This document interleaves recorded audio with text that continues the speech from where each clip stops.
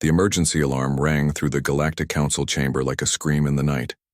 Ambassador Kellen Voss of the Tertian Republic stood before the massive curved table where representatives from dozens of alien species sat in fear. His blue skin was pale with worry as he activated the emergency beacon that would send signals across all known space. "Fellow council members," Kellen said with a shaking voice, "I must report that our combined fleets have failed. The Nexari machines have broken through our defense lines at Kepler 442. They are now advancing toward the core worlds where billions of our people live." The chamber filled with worried voices, speaking in many different languages. Some aliens looked like giant insects. Others were made of living crystal that caught the light and threw rainbows across the walls. A few appeared almost human, but with strange-colored skin and extra arms. For 3 long months, 7 different alien civilizations had joined their fleets together to fight the Nexari Empire. The machines were not living beings. They were artificial, intelligence programs that lived inside giant robot ships. These machines had one goal: to consume entire star systems and turn everything into more machines. The Nexari had already destroyed dozens of worlds. They would land on planets and strip away all the metal, all the rocks, even the air and water. Then they would use everything to build more robot ships and more weapons. Every victory made them stronger. Captain Jake Morrison was eating lunch in the mess hall of the UES Defender when the emergency signal reached Earth's solar system. The ship's communication officer, Lieutenant Sarah Davis, ran into the room with a worried look on her face. "Captain Morrison, you need to come to the bridge right now," Sarah said breathlessly. "We're receiving a priority emergency signal from the Galactic Council. It's marked as a threat to all life in the galaxy." Jake dropped his food and followed Sarah to the bridge. The UES Defender was humanity's newest and most powerful warship, stationed at the edge of Earth's solar system to watch for threats. Jake had commanded the ship for 2 years, but he had never seen his crew look so serious. On the main screen, the face of Ambassador Kellen Voss appeared. Behind him, Jake could see the chaos of the Galactic Council chamber. Aliens were shouting and pointing at star charts that showed the advance of the machine fleet. "To all species capable of space travel," Kellen said formally, "the Galactic Council requests immediate military assistance. The Nexari Empire has defeated our combined forces and threatens to destroy all organic life in this part of the galaxy. Any help you can provide may be the difference between survival and extinction." Jake stared at the screen as the message ended. Humanity had only been traveling between stars for about 50 years. Most alien species still thought of humans as primitive newcomers who barely understood space technology. But now they were asking for help from anyone who could fight. "Sarah, get me Admiral Carter immediately," Jake ordered. "Send this message with Priority 1 encryption." Admiral Lisa Carter was in her office at Earth Defense Command when Jake's message arrived. She was a tall woman with gray hair and eyes that had seen many battles. Lisa had spent her whole career preparing Earth's military for the day when humanity might face threats from space.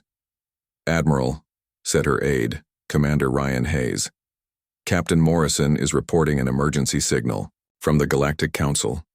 The alien coalition forces have been defeated by something called the Nexari Empire." Lisa stood up and walked to the large window that looked out over Earth's orbital shipyards. She could see dozens of human ships being built and repaired.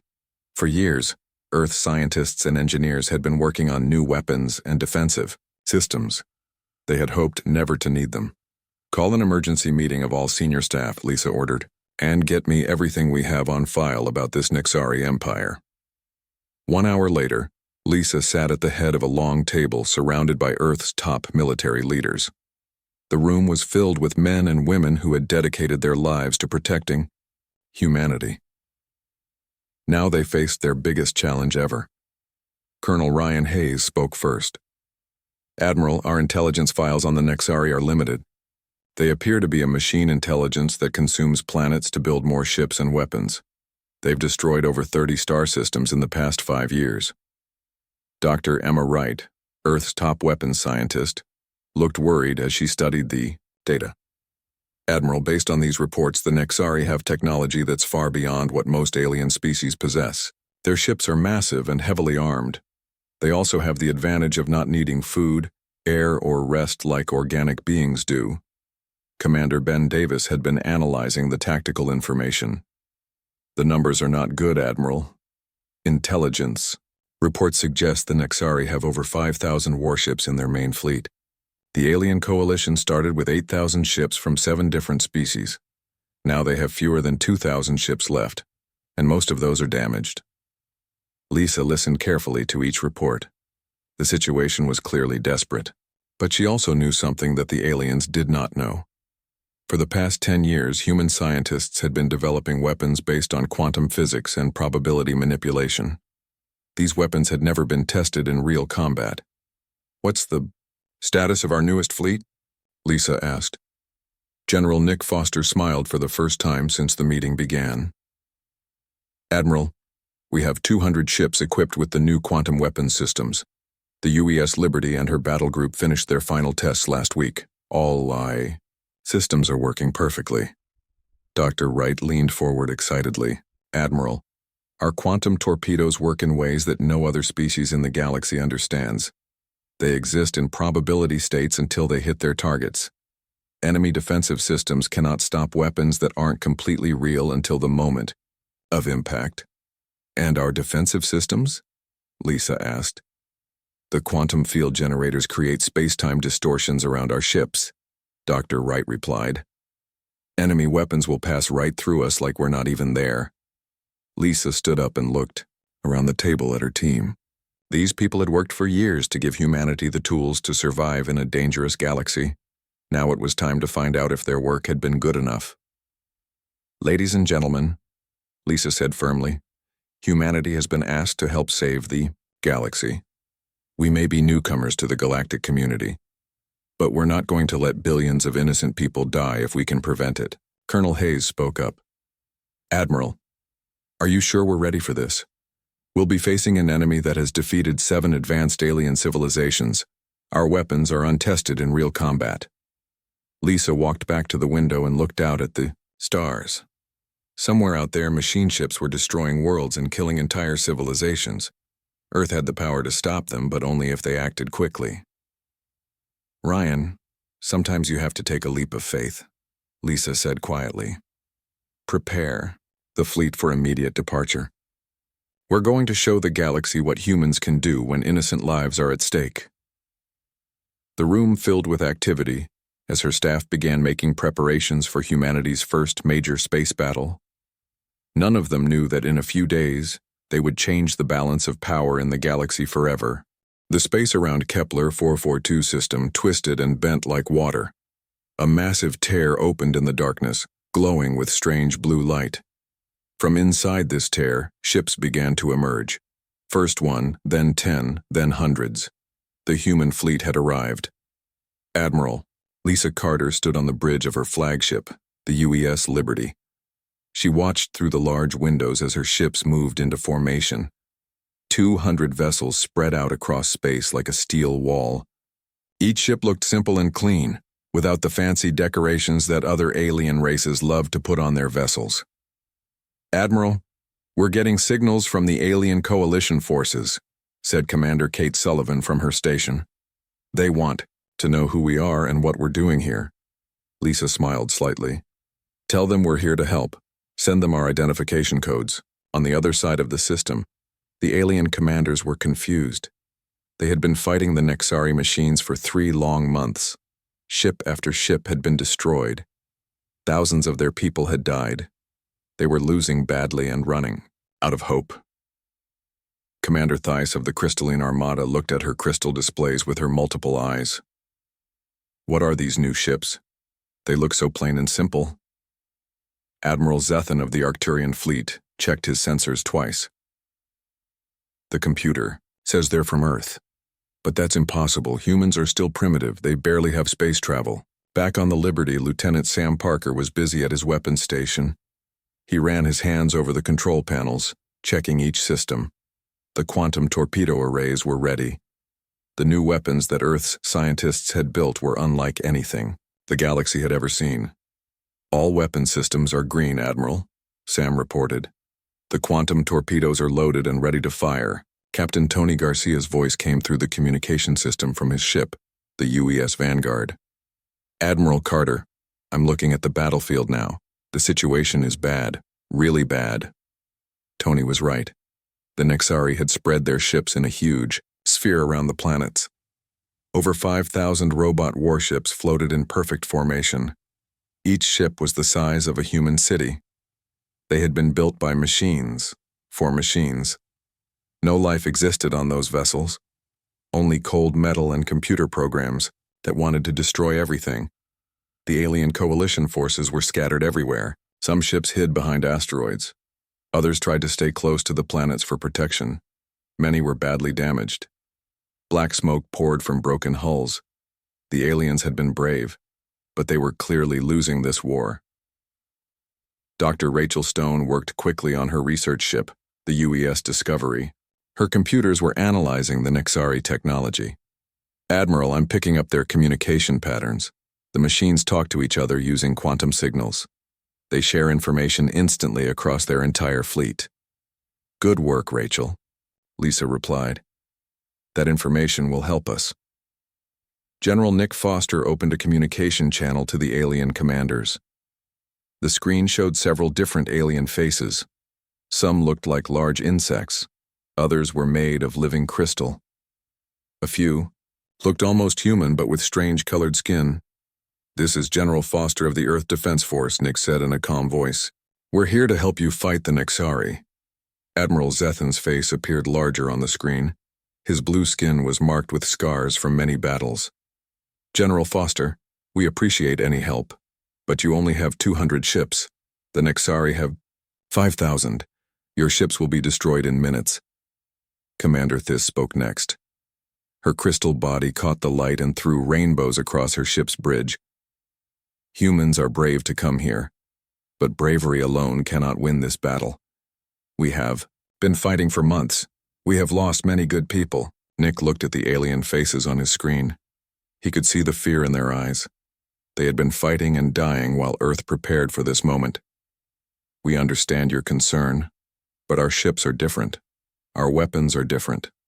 Trust us. On the Liberty, Commander Julie Brooks was preparing her destroyer squadron. Her ships were smaller than the main battleships, but they were fast and deadly. All destroyer captains, this is Brooks. Check your quantum field generators, make sure everything is working perfectly. Captain Alex Turner commanded the heavy cruisers. His ships carried the biggest weapons in the human fleet. Admiral Carter, heavy cruiser group is ready. Our main guns are charged and waiting. The Nexari machines had noticed the human ships now. Their sensors scanned the new arrivals. Computer programs tried to understand what they were seeing. The machines had fought many different alien races. They had data on thousands of different ship designs and weapon types. But these human ships were strange. The computers could not understand their technology. On the command ship of the Nexari fleet, artificial intelligence systems worked at incredible speed. They calculated attack patterns. They planned which human ships to destroy first. The machines were confident. They had destroyed so many alien fleets. These humans would be no different. Lisa Carter watched the enemy formation through her windows. 5,000 ships against 200. Anyone looking at those numbers would think the humans were crazy to fight, but Lisa knew something the machines did not know. Humanity had spent years preparing for this moment. They had built weapons that worked in ways the galaxy had never seen. All ships, this is Admiral Carter, Lisa spoke into her communication system. Today we show the galaxy what humans can do. Today we end the Nexari threat forever. All ships prepare for battle. Across the human fleet, thousands of men and women prepared for combat. They had trained for years. They had studied every piece of information about the Nexari. They knew this battle would decide the fate of billions of people across many worlds. The stage was set. On one side, 5,000 machine warships with weapons that had destroyed entire civilizations. On the other side, 200 human ships, with technology that would change warfare forever. The battle was about to begin. Admiral Lisa Carter took a deep breath and looked at the huge enemy fleet ahead. 5,000 Nexari ships waited in perfect formation. Each machine ship glowed with red lights that looked like angry eyes in the darkness of space. She knew that, in a few moments, many people would live or die based on her next words. All ships, this is Admiral Carter. Execute Attack Plan Alpha. May fortune favor the brave. Lisa's voice was calm and steady as it reached every human ship in the fleet. The human fleet split into 3 groups like a fork, splitting into 3 points. Captain Jake Morrison led the main attack group straight toward the center of the Nexari formation. His ship, the UES Defender, moved forward with 50 other vessels following behind him. Commander Julie Brooks took her destroyer squadron to the left side. Her ships were fast and could move quickly around the enemy. Captain Alex Turner went to the right side with his heavy cruisers. The big ships carried the most powerful weapons humanity had ever built. All ships begin approach, Jake said into his radio. Stay in formation and trust your training. The Nexari machines saw the human ships coming. In less than 1 second, their computer brains calculated the best way to destroy the attacking humans. The machines had perfect timing. They never made mistakes. They never felt fear or doubt. Suddenly, space lit up like a deadly fireworks show. Thousands of energy beams shot out from the Nexari ships. Bright red lasers, blue plasma bolts, and green particle beams all flew toward the human fleet. The alien, coalition forces watching from far away expected to see the human ships explode and burn. But something impossible happened instead. Captain Danny Lee was ready on his ship, the UES Guardian. Activate quantum field generators. All ships turn on your defensive shields now. Across the human fleet, strange machines hummed to life. These devices had been built in secret laboratories on Earth. Scientists had worked for years to make them perfect. The quantum field generators created invisible walls around each human ship, but these were not normal shields. The walls bent space itself. They twisted reality around the human ships. When the Nexari energy beams hit these fields, something amazing happened. The deadly weapons passed right through the human ships like they were not even there. Lieutenant Sam Parker watched his screens in wonder. Admiral, their weapons are going right through us. The quantum fields are working perfectly. On the Nexari command ship, the artificial intelligence was confused. Its sensors showed that every weapon had hit the human ships. But the ships were still there, still moving forward, still completely undamaged. The machine brain tried to understand what had gone wrong. Commander Kate Sullivan smiled as she watched the enemy weapons pass harmlessly around her ship. Admiral, all ships report 0 damage. The defensive matrix is holding. Lisa nodded. Excellent. Now let's show them what human weapons can do. Lieutenant Commander Amy Roberts coordinated the attack from her station. She had trained for this moment her whole life. All ships, target the enemy formation. Prepare quantum torpedoes for launch. The human ships began to fire back. But their weapons were unlike anything the galaxy had ever seen. The quantum torpedoes looked like small balls of light as they left the human ships. But these weapons existed in a strange state. They were real and not real at the same time. Captain Steve Johnson had helped design these weapons. He understood how they worked better than almost anyone. The torpedoes exist in probability states, he had explained to his crew. The enemy cannot shoot them down because they are not completely there until they hit their target. The Nexari point defense systems tried to stop the incoming torpedoes. Hundreds of small guns fired at the approaching weapons, but their shots passed right through the torpedoes. The machine guns could not hit something that existed between reality and possibility. Jake Morrison watched as his ship's torpedoes flew toward the enemy. Impact in 10 seconds, reported his weapons officer. The first quantum torpedo hit a Nexari ship near the center of their formation. What happened next shocked everyone who saw it. The torpedo did not just explode like a normal weapon. Instead, it began to change the enemy ship at the smallest level possible. The torpedo contained tiny machines smaller than atoms. These nanoscale assemblers could rebuild matter itself. When they touched the Nexari ship, they began taking it apart piece by piece. But they did not just destroy it. They turned the entire ship into something else. My God, whispered Captain Tony Garcia as he watched through his ship's cameras. The entire ship is just coming apart. The Nexari vessel began to glow with bright light. Then it started to expand like a balloon being filled with air. But instead of air, it was being filled with energy as its matter changed into its most basic parts. In seconds, the huge warship became a cloud of glowing particles that spread out into space. More quantum torpedoes hit their targets. Each hit caused the same result. Nexari ships simply stopped being ships and became expanding clouds of light and energy. The machine intelligence controlling the fleet watched in horror as its vessels vanished one by one. Commander Julie Brooks led her destroyers in a fast attack on the enemy's left side. All destroyers rapid-fire mode. Don't give them time to adapt. Her ships launched dozens of quantum torpedoes in quick succession. The Nexari tried to move their ships away from the strange weapons, but it was too late. The torpedoes followed, their targets with perfect accuracy. Captain Alex Turner's heavy cruisers fired their main guns. These ships carried the biggest quantum torpedoes humanity had built.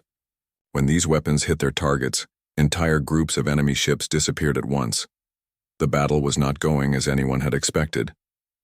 The alien coalition forces could not believe what they were seeing.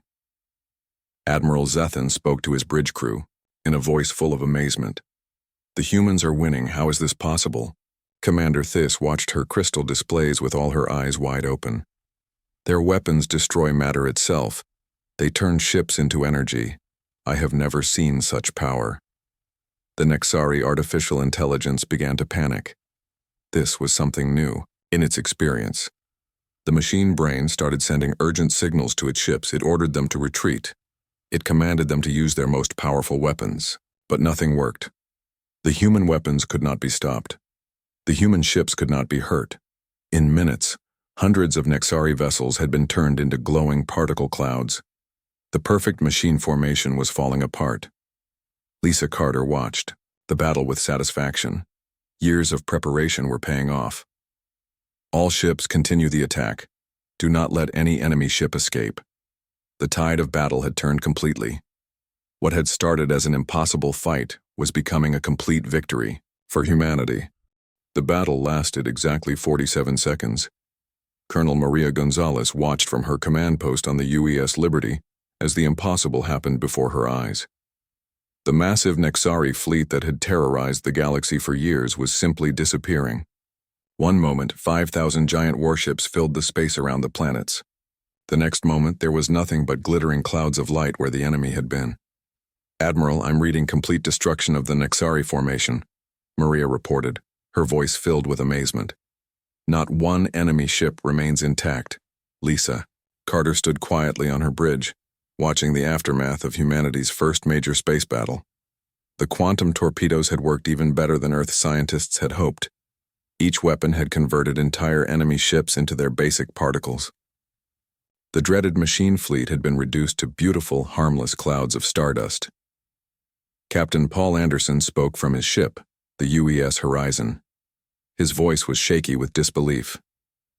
"Admiral Carter, my sensors are showing something incredible. We took 0 damage. Not one human ship has even a scratch on it. The quantum defensive fields had performed perfectly. Every Nexari weapon had passed through the human ships like they were made of empty air. The enemy had thrown everything they had at the human fleet, and it had all been useless." On the other side of the battlefield, the alien coalition forces were completely stunned. They had watched their new human allies arrive with only 200 ships to face 5,000 enemy vessels. Every alien commander had expected to witness the quick destruction of the brave but foolish humans.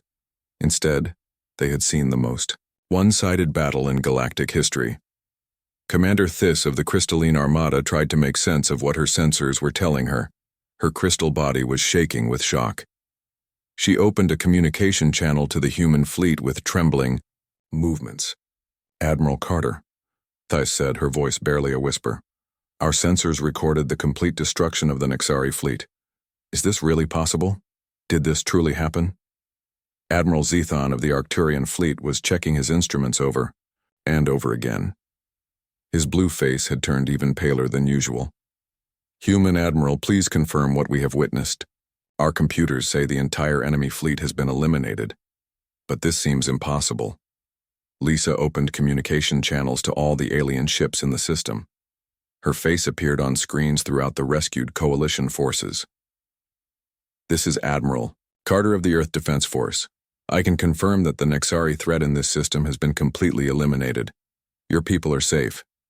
The aliens could hardly believe what they were hearing. Some of them started crying with relief. Others just stared at their screens in shock. They had been fighting and dying for 3 long months. Now, in less than 1 minute, their worst enemy had been wiped out by the humans they had thought were too primitive to help. Dr. Rachel Stone was busy studying the sensor readings from her research vessel. Her computers were analyzing every detail of the battle. What she found made her gasp with surprise. "Admiral, the quantum torpedoes did more than just destroy the ships," Rachel reported excitedly. "They severed the quantum communication links between all Nexari units. The entire machine intelligence network has been cut off." This was even better news than Lisa had hoped for. The Nexari were not just individual ships. They were all connected to a single artificial mind that controlled everything. That mind used quantum signals to talk to all its ships and robots instantly, across vast distances. "Are you saying the main Nexari intelligence is dead?" Lisa asked. "Yes, Admiral. When our torpedoes hit their ships, they broke all the quantum connections. The central AI tried to send its mind to backup computers and other star systems, but our weapons stopped that too. The machine empire is truly finished." Captain Jake Morrison received reports from scout ships that were checking the planets in the system. The news was wonderful. "Admiral, the Nexari ground forces on all 3 planets have shut down. They just stopped moving when their controlling intelligence died. The people down there are free." This meant that billions of beings who had been enslaved by the machines were suddenly liberated. Entire civilizations that had been forced to work in Nexari factories could now go home to their families. Children who had never known freedom were about to experience it for the first time. The communication channels were filled with voices from the rescued planets. Different alien languages mixed together in a chorus of joy and gratitude. Some beings were laughing, others were singing. Many were just crying with happiness. Admiral Zethan finally found his voice again. "Admiral Carter, on behalf of all the species in this system, I must ask you an important question. How did you do this? How did your weapons work so perfectly against an enemy that has defeated every other military force in the galaxy?" Lisa smiled slightly. She had expected this question. "Our scientists developed new technologies based on quantum mechanics and probability manipulation. I cannot share all the details, but I can tell you that our weapons exist in multiple states until they impact their targets." She did not mention that these weapons could theoretically destroy entire planets or even stars if used at full power. Some secrets were too dangerous to share, even with allies. Captain Tony Garcia was coordinating with his fellow ship commanders. All captains report successful mission completion. Enemy fleet eliminated with 0 friendly casualties. All human ships ready for whatever comes next. The speed and completeness of the victory had shocked even the humans. They had expected a difficult battle that might last hours or even days. Instead, they had won the most important fight in galactic history in less than 1 minute. Commander Kate Sullivan was monitoring communications from across the galaxy. "Admiral, we're receiving messages from dozens of star systems. Word of our victory is spreading fast. Many planets are reporting that their local Nexari forces have also shut down." This was the best possible outcome. The destruction of the main Nexari intelligence had caused machine forces throughout the galaxy to stop functioning. Worlds that had been under machine control for years were suddenly free. But Lisa knew that this victory came with great responsibility. Humanity had just proven that they possessed the most powerful military technology in known space. Other species would now look at humans with a mixture of respect, gratitude, and fear. The young species from Earth had arrived on the galactic stage not as students, but as the new masters of warfare.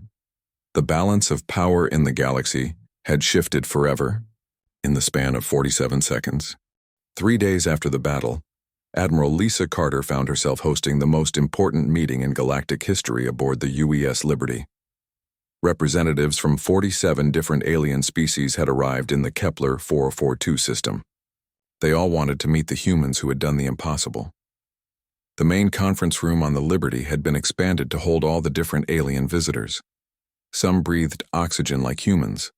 Others needed special breathing equipment.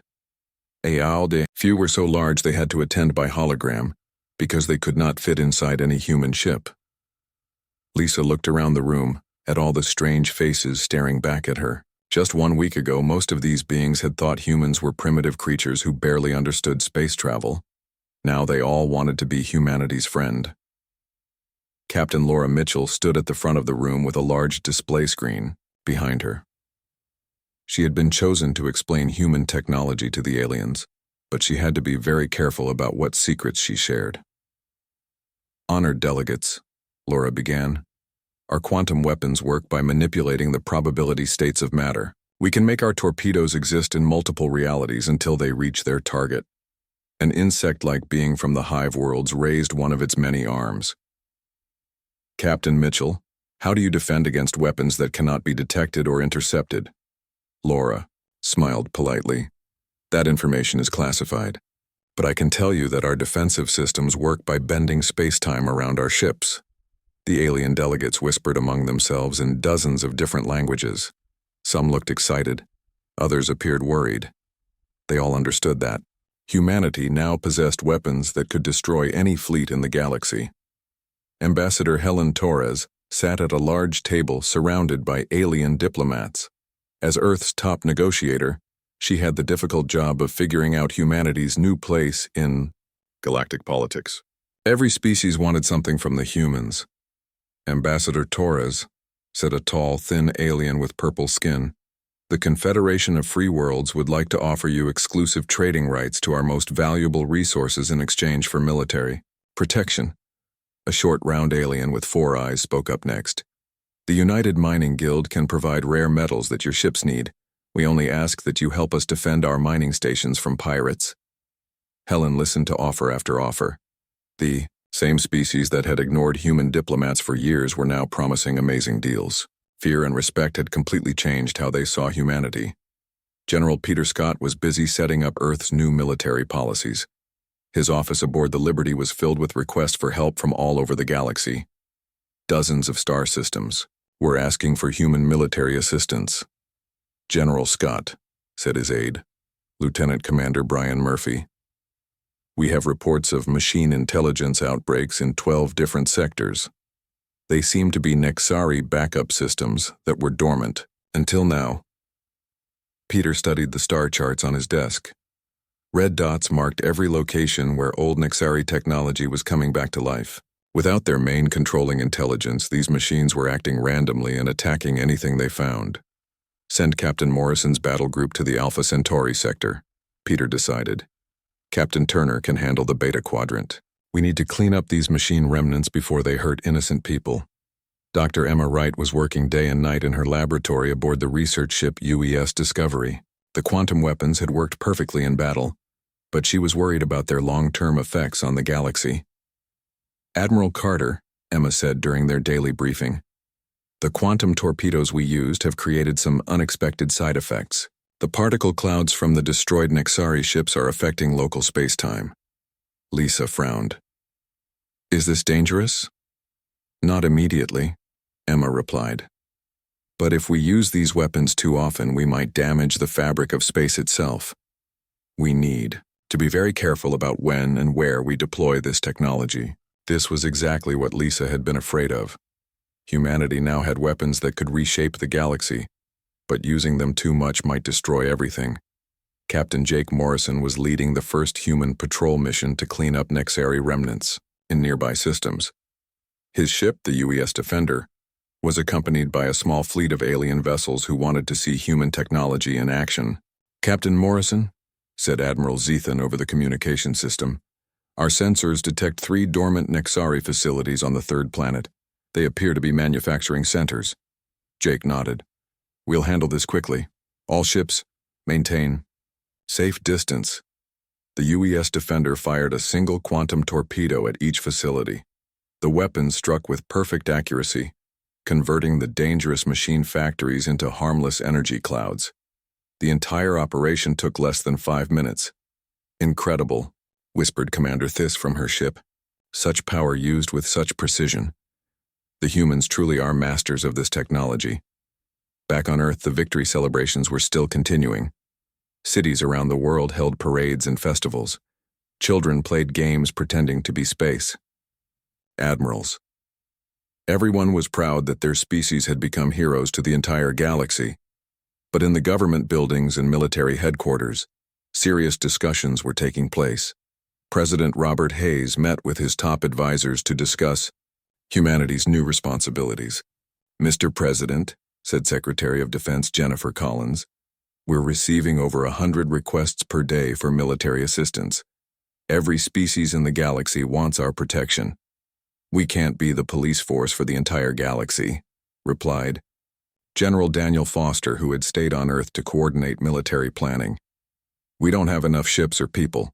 President Hayes looked out the window at the crowd celebrating in the streets. "We need to be very careful. Today we're heroes because we saved the galaxy from machines. But if we make the wrong choices, tomorrow they might see us as conquerors." Admiral Carter received these concerns through encrypted messages from Earth. She understood the difficult position humanity was in. They had proven their strength, but now they had to prove their wisdom. "All senior staff, report to the conference room," Lisa announced. "We need to discuss our long-term strategy." Captain Morrison, Commander Sullivan, General Scott, Dr. Wright, and Ambassador Torres gathered around the large table. Outside the windows, alien ships continued to arrive, bringing more requests for human help. "The galaxy has changed forever," Lisa said to her team. 3 days ago, we were newcomers asking for a chance to prove ourselves. Today, we're the most powerful military force in known space. The question is, what do we do with this power? Dr. Wright spoke first. "We need to be very selective about using our quantum weapons. They're too dangerous to use casually." Ambassador Torres nodded. "And we need to avoid looking like we want to control other species. Fear and respect can quickly turn into hatred if we're not careful."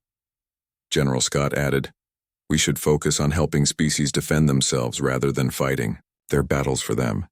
Teach them to be strong instead of making them dependent on us."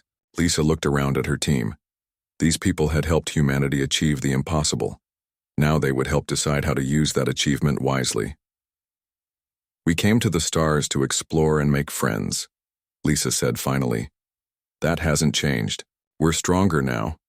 But we're still the same people who wanted to join the galactic community, not rule it." The meeting continued for hours as they planned humanity's future among the stars. Outside, the galaxy waited to see what kind of leaders the humans would become.